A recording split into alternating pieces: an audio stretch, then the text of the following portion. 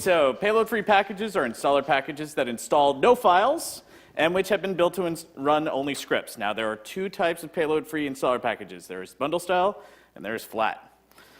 So bundle style payload-free packages are created as a macOS 10 bundle that contains scripts and a description of the payload requirements and the behavior. Now, as part of creating a bundle style package, you can define scripts that can be executed before or after the installation. Now, normally there are 6 types of scripts that you can use in a bundle style package, and they're all described up there. However, for bundle style payload-free packages, there's really just 2 that we care about, and that is pre-flight and post-flight scripts. And the other types of scripts depend on something being installed, and the one thing you're not doing with the payload-free package is installing something.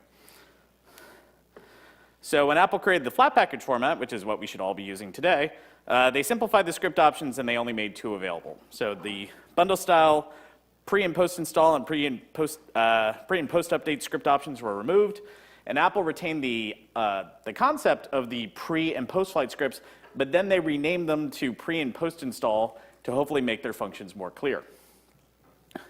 So both pre-install and post-install scripts can be used in a payload-free package. So if you actually want to run 2 scripts from a payload-free package, you just put both of those in there. The one will run before, the other one will run after, and that way you get 2 for the price of 1.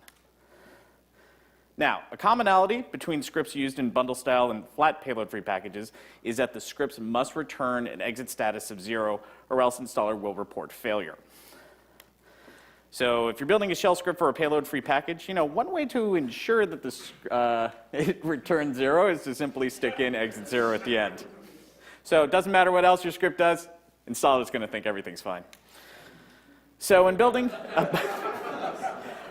a payload-free package, it is helpful to know that the installer application can automatically pass along information to the script using variables. And the ones shown up on the screen are for shell scripts. So you've got 0, 1, 2, and 3, and they all mean different things. Now, this is important because you may have other tools, Jamf, that assign other values to these. So it's important to know this because the closest set of variables to the script is what's going to win.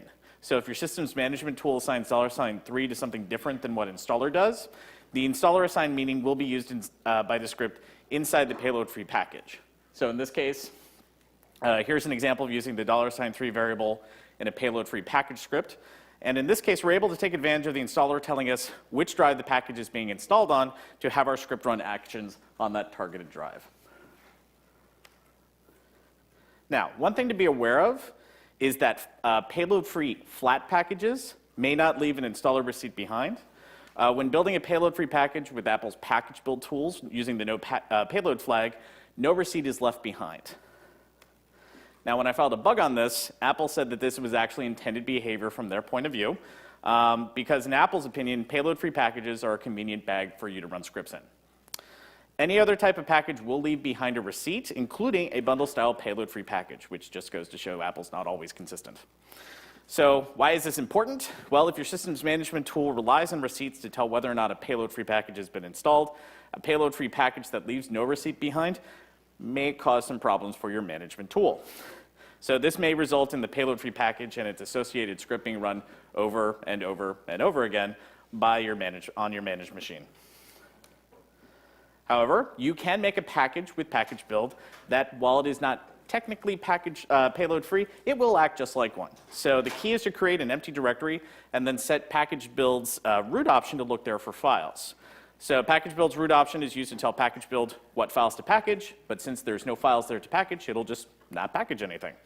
And it won't install any files on that destination Mac. However, it will leave behind a receipt, and that's what you want. So this is the method currently being used by the payload-free package creation tool that I've developed, which is available via the link on the screen. And got some useful links on how to work with payload-free packages. And the most important links you see in this entire presentation, this is how you get it all. So PDF is available from the top link, and keynote slides, which include all the demos and everything else that I've been talking about, are available from the link below. As you can see from the dates, this is a talk I gave at MacDMV back in March. And that's it.